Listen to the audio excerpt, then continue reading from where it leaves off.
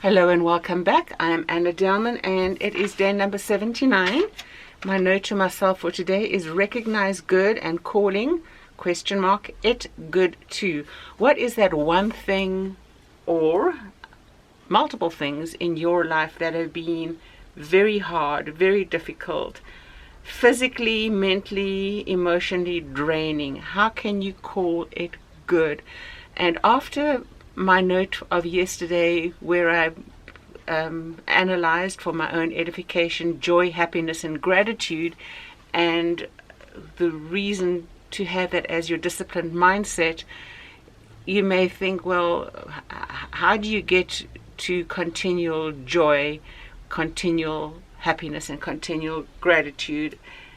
It's by learning to call the negative things good. Now, that doesn't mean you call a really bad thing a good thing. Not at all. That's not what it means. What it does mean, however, is that what you learn from it, the experiences resultant from it, would never have happened to you or for you had it not been for that very bad thing. That's what you call good. You call the good, the growth from it, the goodness to you.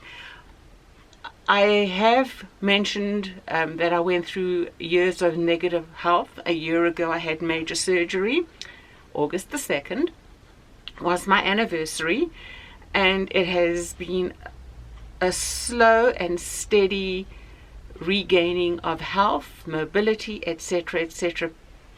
I wouldn't have had this experience of being able to work at having a restored life had it not been for that negative experience. Now, that's not a great example, but it's a good one. It can be used. I went through icky experiences when I first arrived back in this geographical location, which were horrible, terrible.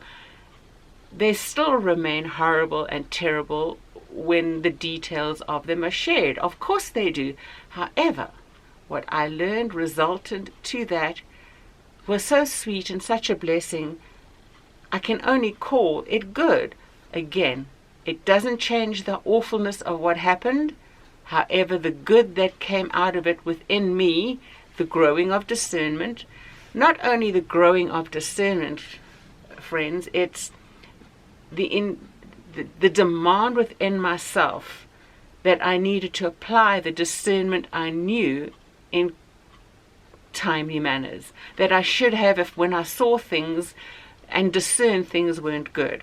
I should have then made a stand and stuck to it, irrespective of who it would have revealed to be as a gaslighter, a storyteller, an unfair relayer of what had actually occurred and in discussions what had been agreed upon. I had the discernment. I didn't have the confidence to apply it. Shame on me. So I have grown. So out of that ickiness, the good came. So let's get back to recognizing good and calling that questionable thing good too. How do you get to affirm the goodness in the clouds of life? That ray of sunshine peeking through the clouds. Could God be entrusting the hard stuff to you for a testimony of his sustaining grace in your life, so that others could be exposed to the reality of what is going on in their lives?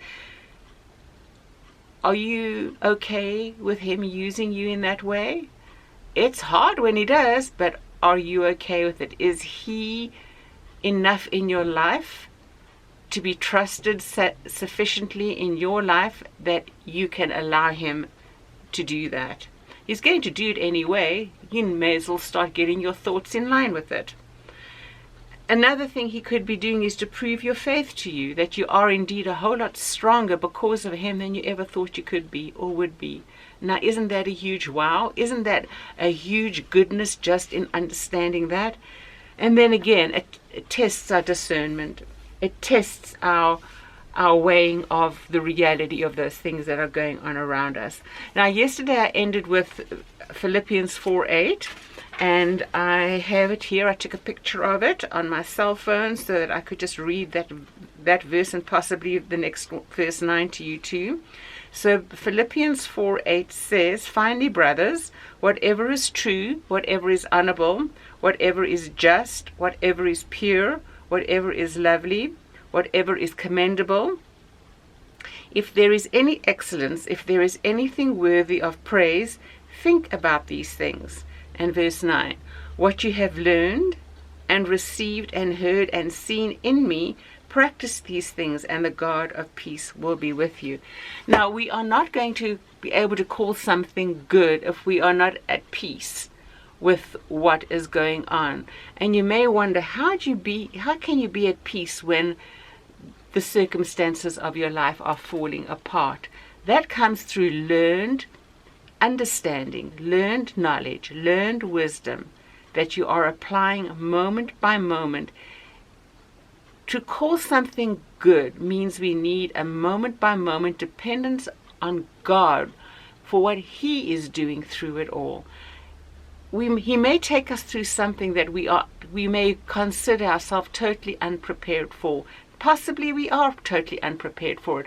However, He wants us to cling to Him and be dependent on Him for the sustaining grace and the applied wisdom to walk through it, get through it, and come to the end and be able to call it good. Now, Philippians 4:8, it says, as I read you, whatever is honorable. That's whatever is honest about a situation, whatever is worthy of being respected, noble, admirable, and moral in character or presence.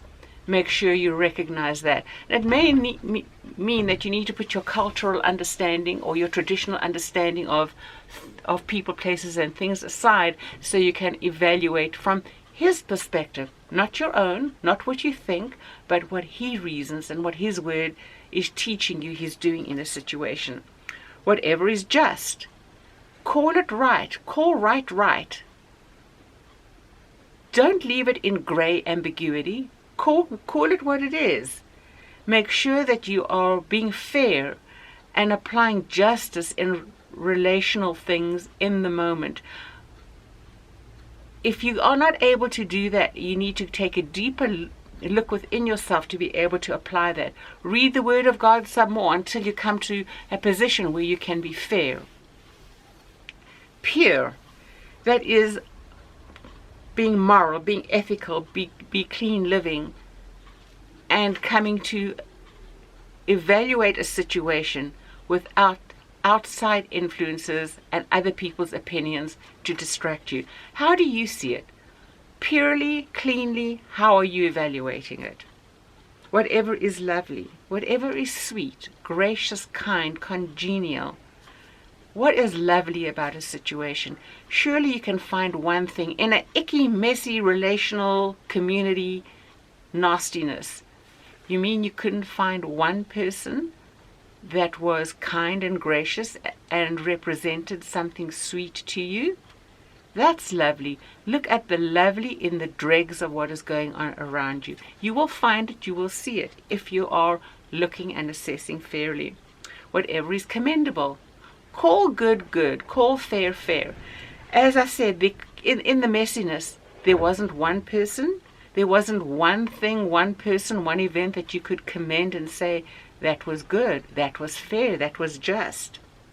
Make sure that you are evaluating those events in your life, people, places, and things in a fair and just way, that you too can call good and see good even in the most dismal of events. And that way you will know joy. You will experience happiness and you will cultivate a heart of gratitude. Remember, all those things are circular. A good and gracious heart is going to feed itself and be trained to see these values on a moment-by-moment basis, irrespective of what is going on around you. Now, if your mindset and your heart is only cultivated to see the banality of it all, you're only ever going to see that. So please, look for the good, find it, it's there. Even if you have to scratch long and hard, you will, and then be grateful. Practice gratitude for that one good thing. It will encourage your heart to be joyful. And after all, joy is infectious, isn't it? Until tomorrow, take care, and we'll talk again. Bye-bye for now.